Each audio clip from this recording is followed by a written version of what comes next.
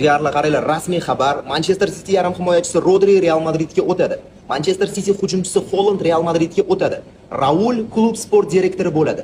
Bu so'zlar kimga tegishli bilasizlarmi? Bu rostdan gapirilgan va'dali.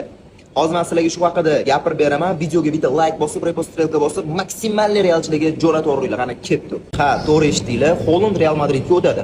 Rodri Real Madridga o'tadi. Raul bo'lsa klub sport direktori bo'ladi deb intervyu berdi. Enrique Riquelme bu Real Madridda yangi prezidenti bo'lishi uchun nomzod. Lekin men umuman ishona olmayapman. Florentino Perez o'zini joyida qoladi. O'ziga o'zi saylov qildi menimcha bu. Chunki Florentino Perezni yutish nazariy jihatdan bo'lishi mumkin, lekin amaliy jihatdan menimcha bu juda qiyin, sensatsiya bo'ladi deb o'ylayman. Va o'sha yangi bo'lmoqchi bo'lgan prezident va'dalar beryapti. Chorshanba kuni men ispaniyalik bo'lmagan bir super yulduzning transferini e'lon qilaman. Shundan so'ng esa jamoamizning bosh murabbiyini nomini ma'lum qilaman deb